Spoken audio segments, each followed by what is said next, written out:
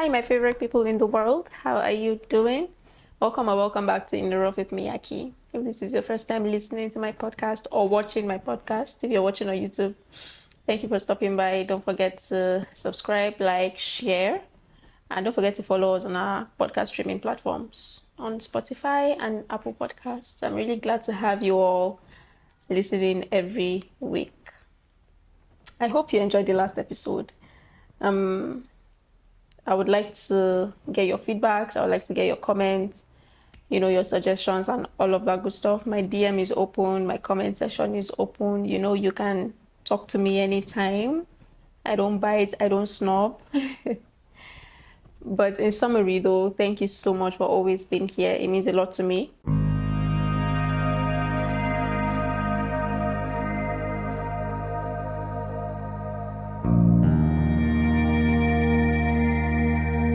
Yeah, today I'm going to be talking about something very interesting and something very popular. I believe that most, should I say, faith-based content creators that I've come across recently, they are very authentic and they talk about things like this, right? And I really appreciate the fact that, I think I said this in one of my episodes, I appreciate the fact that there are a lot of content creators, faith-based content creators that talk about this relatable stuff. So the pressure that we used to feel on social media then is not really the kind of pressure we feel now. Although I believe that the pressure has just changed face, but it's sort of the same thing.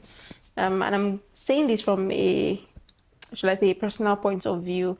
And that's why I'm doing this episode today about how I was able to overcome insecurity and jealousy, right? So at a point, I found myself not only being jealous about people in general, but I was jealous of people's blessings in particular. I don't know if that makes sense to you, but I was jealous of the blessings that God gave other people.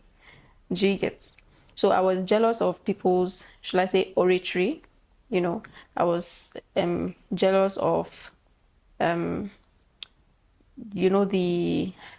what's the word now, the ladies on social media who are doing big things for God, right? Who are pulling crowd for God, who are being invited to like seminars and all to come and speak to young girls, and I'm just doing things for God. I was jealous of that, and it's weird, but I actually was.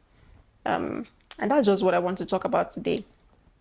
And the truth of the matter is that in this time that we are now, jealousy is in your pocket, or envy is in your pocket. Is you don't need to go far to have envy. Hey, it's on your phone. You are just going to open your phone, social media, and there is jealousy everywhere. You don't need to go far to be jealous of anybody. You don't need to go far to be envious. You just pick up your phone, open Instagram, TikTok, whatever, YouTube, and there is just envy. It's right there, like, pick me up, pick me up, pick me up, I'm here, something like that. So today I just want to quickly highlight 5 of the things that I've done over time that has helped me overcome my insecurities and jealousy of other people, right? So first of all, the first thing that I did was to admit that I was jealous. That's a very big step. It's just like in what they call it, these steps for, is it salvation now? Like when you want to pray, to receive God into your life. And here, those steps, say the first thing you should do is to admit that you're a sinner. That's step of admitting something is the biggest step, is the most important step in changing, whatever it is that you want to change in your life, right? Once you're able to discover that, okay, this is an issue that I have, now that's a very huge step. It shows that you are ready, to accept whatever it is to help you walk through that issue, right? So the first thing I did was to actually admit to myself. I didn't wait for anybody to come and tell me, you are exhibiting sense of jealousy. No, I sat myself down and said, Madam, you are exhibiting signs of envy, jealousy, and covetousness. What's the problem? Do you want to talk about it?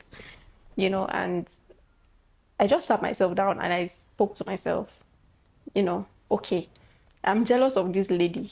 Why am I jealous of her? right? What is it that she's doing that is making me jealous, right? And why are the thing, I mean, why is the thing, English doesn't want to English, I beg. Why is this thing triggering jealousy in me?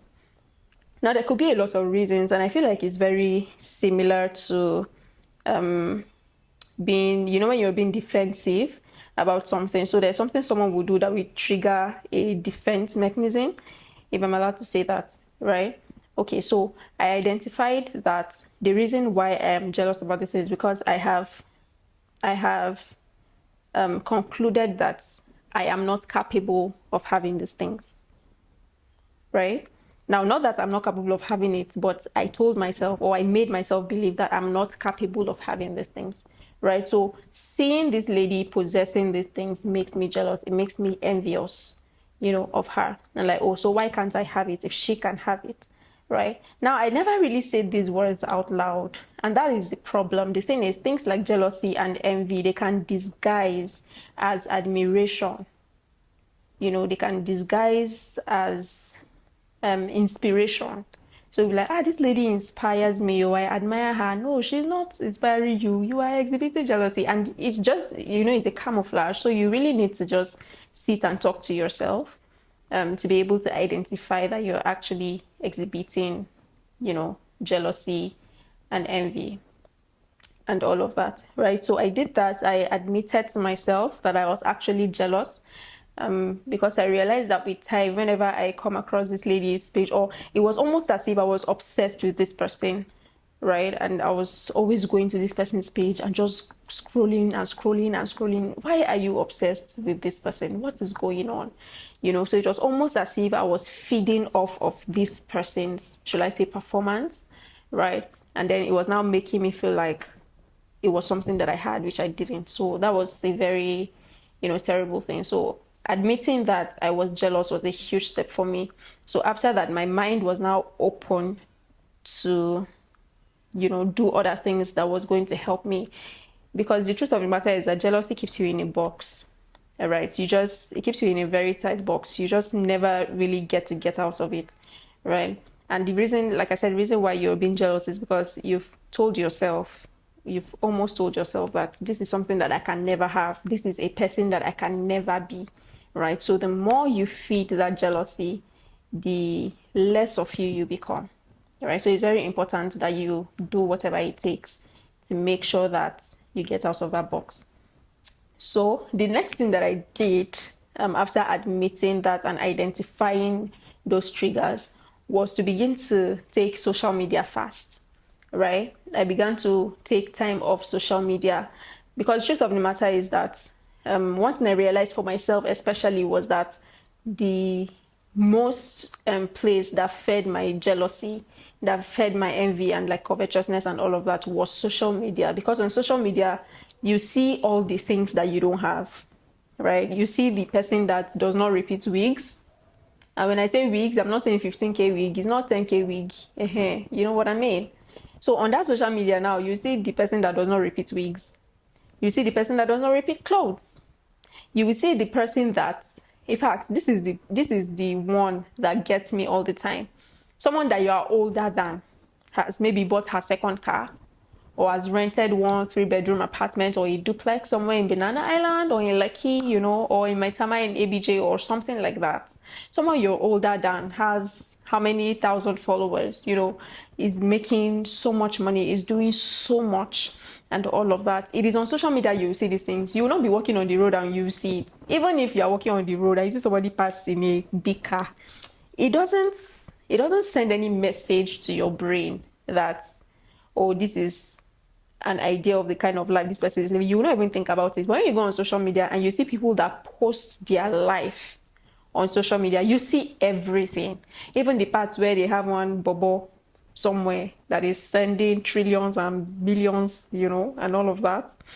So social media is the biggest food, the biggest meal, the biggest source of food for your jealousy. So one of the things that I did and that I'm still doing now that helps me is taking time off social media from time to time.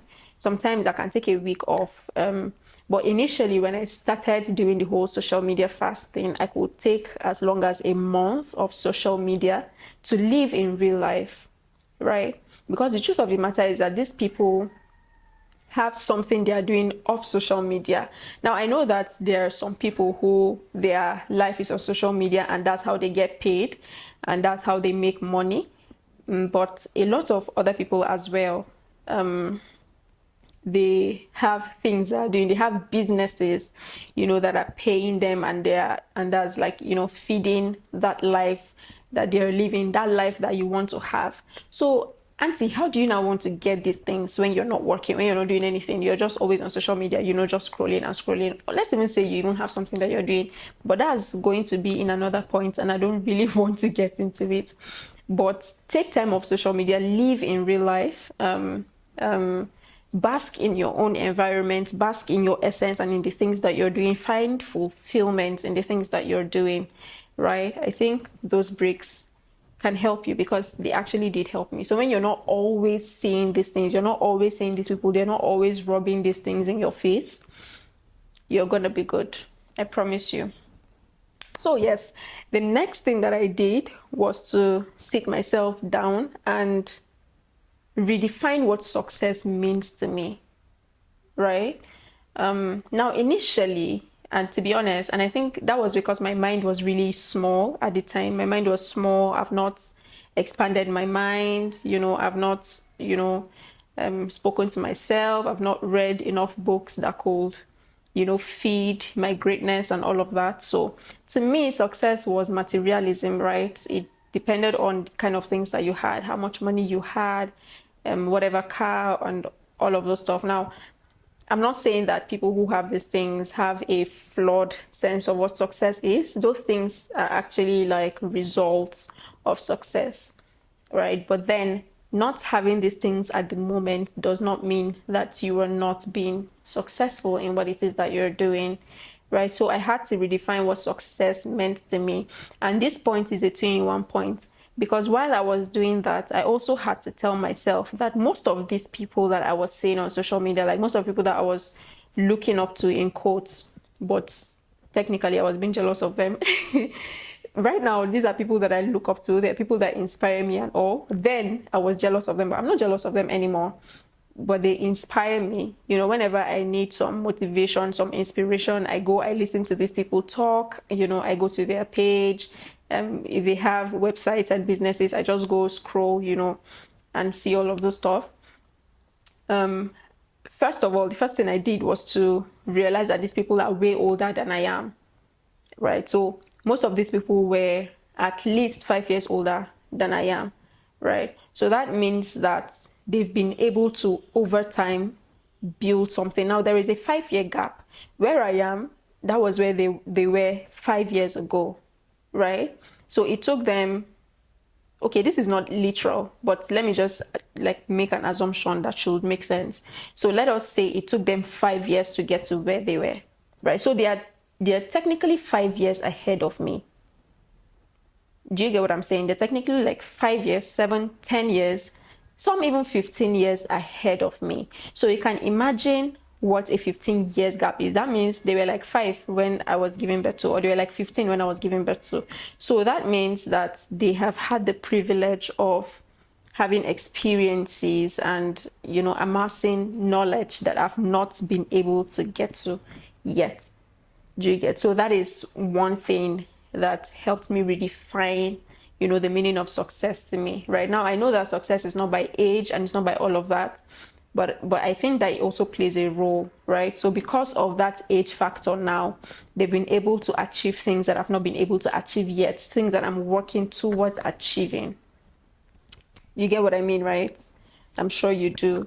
And then secondly, what I did was to sit myself down and say, okay, Miyaki, success is not materialism, right? It is not in the things that you have at the moment, it is first in the intangible things, right? So what are you being successful at right now?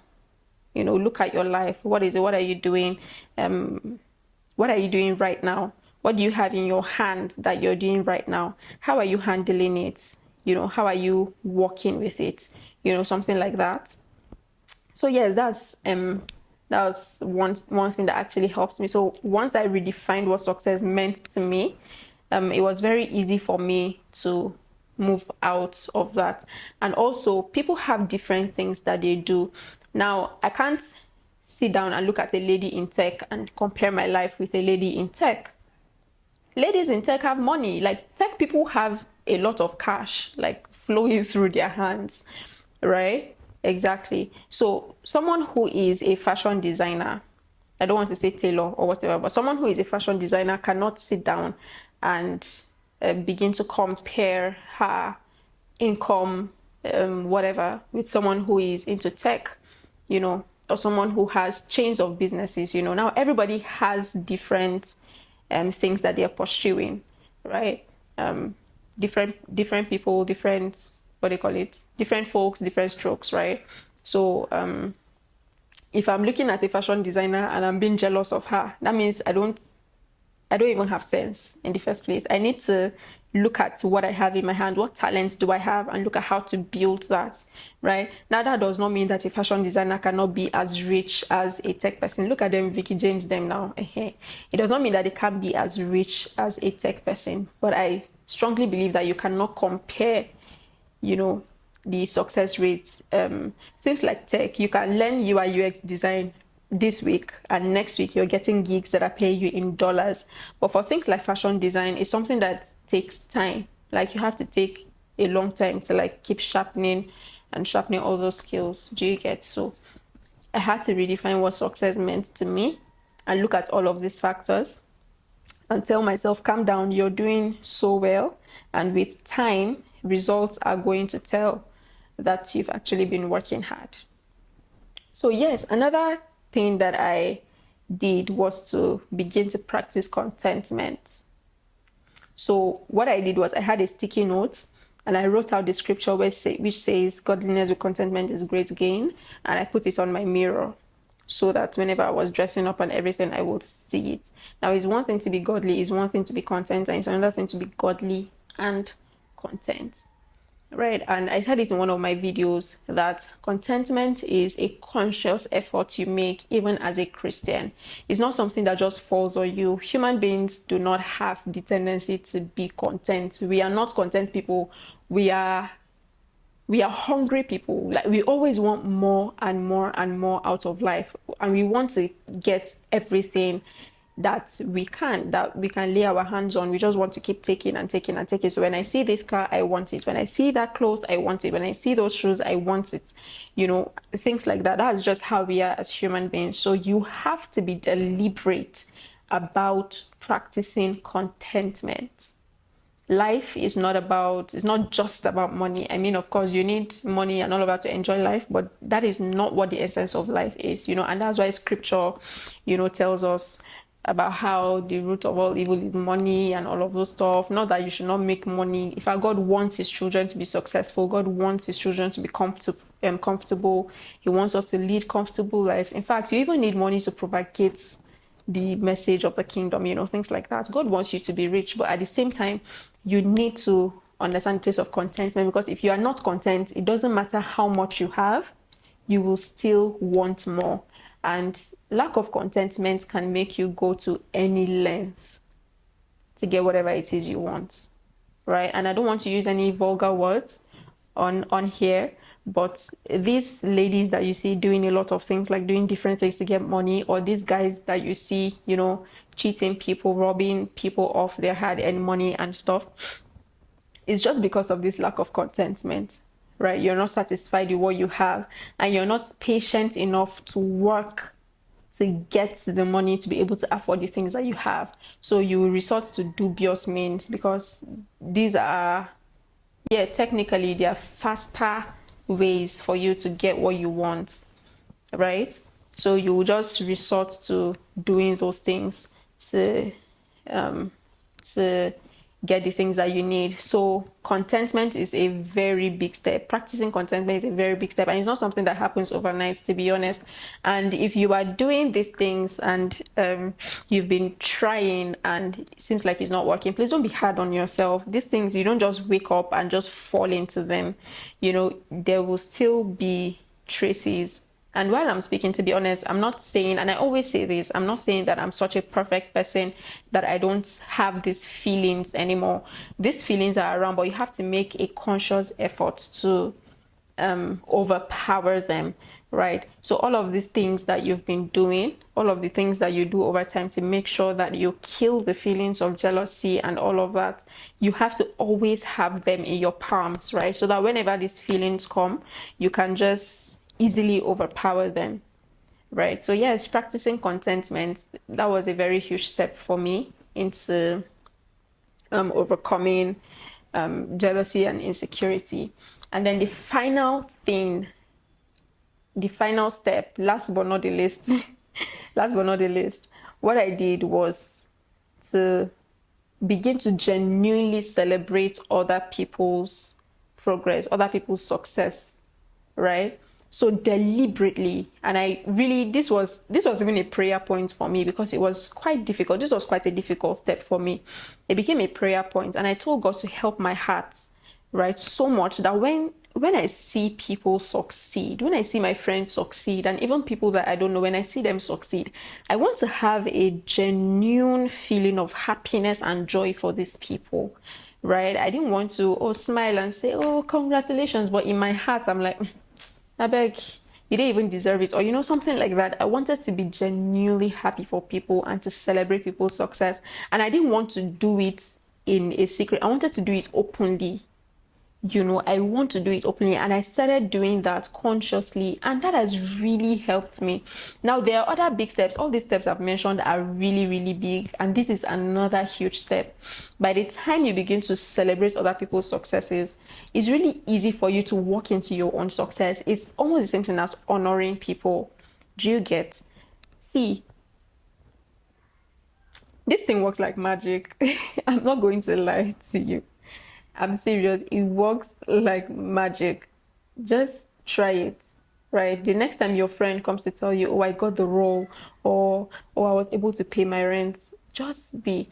In fact, quick story. I think about 2 weeks ago, a friend of mine paid like a rent in Abuja. I was not aware. One of my friends I was staying with, she was aware, and then she told me about it and all of that. And I was happy. Now, the thing is, I've actually been thinking about doing a lot of things, right? And also getting a place of mind has been one of those things, right? And when I heard that there was actually a tendency, and that's just the truth. We're just human beings. Now, I'm not trying to portray myself as a bad person. I'm not a bad person. But if you're going to be true to yourself, whenever you hear certain things, whenever you hear people living in an experience that you want to live, or you see them having the things that you want to have, the truth of the matter is that there is a part of you. It might not be dominant depending on the work that you have done to make it recessive. It might just be far, far, far in there. But there is that something that will want to make you feel bad about that situation, about the fact that why does this person have this thing and I don't have it? Whether the person is your friend, whether the person is your sister, whether the person is your parent, whoever that person is, because you also feel like, oh, I deserve this, and so why don't I have it? Especially when these people are your friends, you're like, so my friend now is now making progress, and me, I'm just here. There is always that tendency, right? But this conscious effort to celebrate your friend's success or other people's success, it kills that thing, especially when you're doing it genuinely. It kills that feeling of anger or jealousy, that you're going to have towards that situation, right? So back to my story. So when she told me that, do you know, I kept thinking about it. This rent is a lot of money. Imagine how much this person went to pay rent. So it's only rent this person went to pay like this.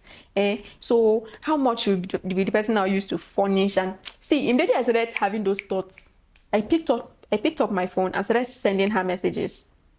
I started sending her congratulatory messages, and I was genuinely doing it.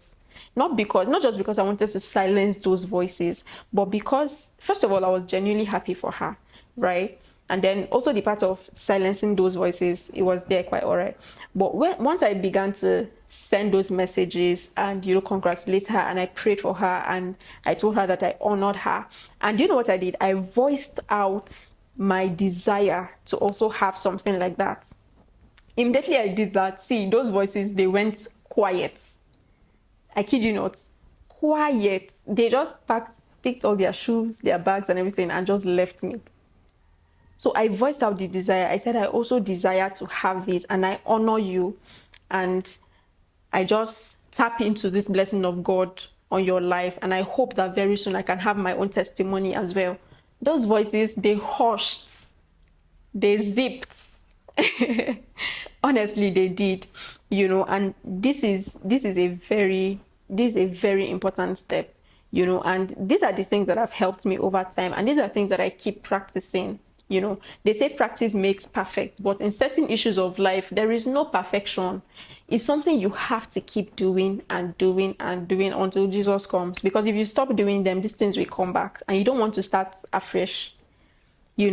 So I hope that these few points of mine have really made sense to you, and they can help you as well if you find yourself being insecure about the place that you are right now. You feel like, oh, my friends have gone ahead of me, I'm just behind, and all of that. So you're feeling insecure, you can't relate with your friends, you can't relate with other people because you feel like, oh, you're the odd one out.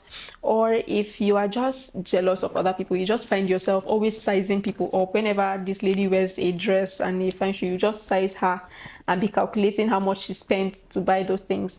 Look, whatever it is, right, you really need to dead it, because jealousy, envy, covetousness, they're joy killers. They will kill your joy, and they're enemies of progress. The real enemies of progress are not human beings. That's just the truth. Most times it's just this little attributes and stuff that we have inside of us.